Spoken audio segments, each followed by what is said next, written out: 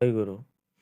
প্রেমময় শ্রী শ্রী ঠাকুর অনুকূল চন্দ্রের চরণে জানাই আমার শতকোটি প্রণাম। ভক্তিমূর্তি দাদা এবং মায়েদের জানাই আন্তরিক জয়গুরু।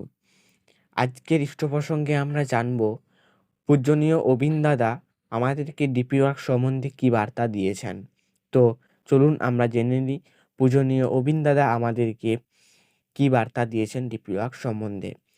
পূজনীয় অবিন দাদা আমাদেরকে প্রথমেই বলেছেন, প্রত্যেকের বাড়ি বাড়ি গিয়ে সৌজন্যে সাক্ষাৎ করা লাগবে।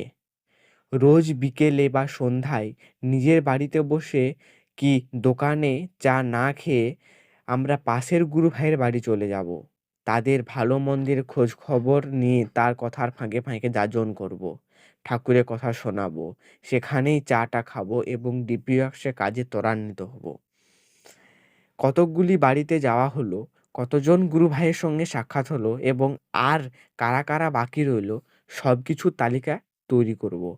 পিনকোড ধরে ধরে কতটা কাজ হয়েছে এবং আর কতটা বাকি আছে তার হিসাব রাখবো এবং নিরন্তর নিজেদের কাজের অগ্রগতির মূল্যায়ন করে যাব। এখনও আমাদের অনেক কাজ করতে হবে। কারো কথা না শুনে আমি যেমন বলছি তাই করবেন, আর জানবেন ঠাকুরের কাজ করতে গেলে যেখানে যেখানে যা করণীয় তাই করতে হবে। অর্থাৎ পূজনীয় অবিন দাদা আমাদেরকে বলে দিয়েছেন যে আমরা কি কি করব, ডিপি ওয়ার্কস কেমনভাবে করব, কী কী কেমনভাবে করব, সমস্ত কিছুই আমি আপনাদেরকে বলে দিলাম। এইরকমভাবে আমরা আমাদের ডিপি ওয়ার্কসের কাজটা কন্টিনিউ করে যাই। আজকের ইষ্ট প্রসঙ্গটি এই পর্যন্তই ছিল। ইষ্ট প্রসঙ্গটি যদি ভালো লাগে তাহলে অবশ্যই একটা লাইক করে দেবেন এবং কমেন্ট করে জানিয়ে দেবেন ইষ্ট প্রসঙ্গটি আপনার কেমন লাগলো। তো আশা করছি সবারই খুব ভালো লেগেছে।